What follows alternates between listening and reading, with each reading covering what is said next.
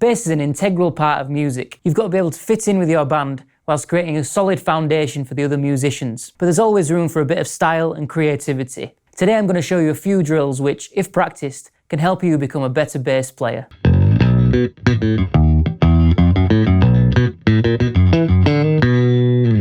Today we're going to look at the 4 T's of bass playing: timing, tone, technique, and theory.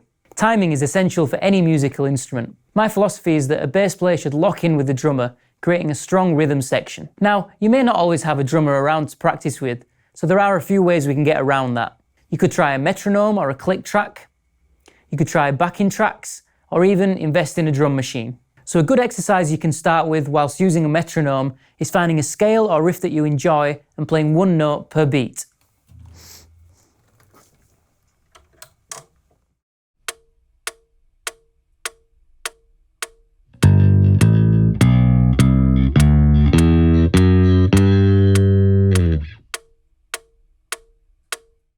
Once you get comfortable with that, you can try playing 2 notes per beat.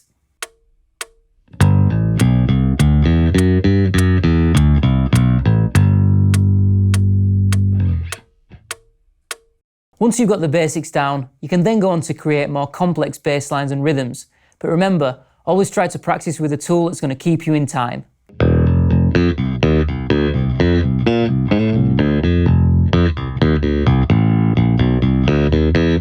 The overall tone of a bass guitar comes from both hands, your picking hand and your fretting hand. Whether you play with fingers, pick, or your thumb, where you play the string is going to affect the overall sound. Playing closer to the neck, or playing closer to the bridge. When it comes to your fretting hand, positioning is also important. If you don't get close enough to the fret, you may experience some buzzing and not get the cleanest sound. For the cleanest sound possible, you want to play as close to the fret as you can. A good way to practice getting an overall clean tone is to take a bass line and try it at different speeds and playing it in different positions. And then you can record yourself playing, listen back to your performance, and see if you're happy with your tone. This will soon highlight the weak spots in your playing so you can work on them.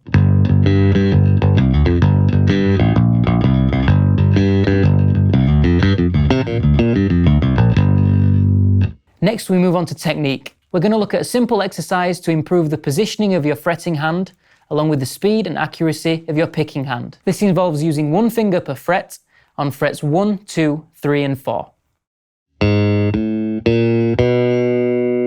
In your plucking hand, you're going to be alternating between fingers 1 and 2. Then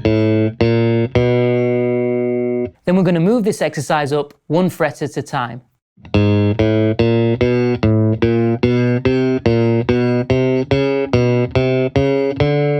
Once the notes are coming through cleanly, then you can start to increase the speed.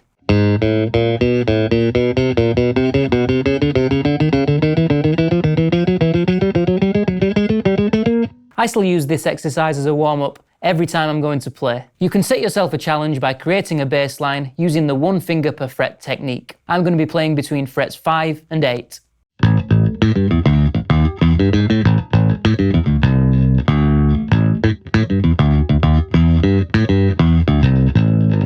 And finally, we're going to look at theory. Learning the notes on your fretboard is key to becoming a better player. A great way to do this is to take a scale, such as the G major scale,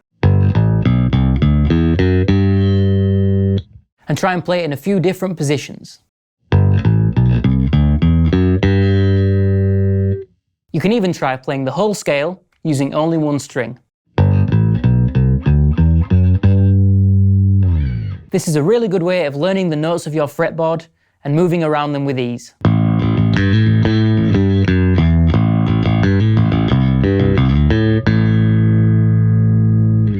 So, as with everything, practice is the key to unlocking your inner bassist. By using these exercises, you're going to improve your technique, learn the notes of your fretboard, and generally become a better and more confident player. If you've enjoyed this video, don't forget to like, comment, and subscribe. Thanks for watching.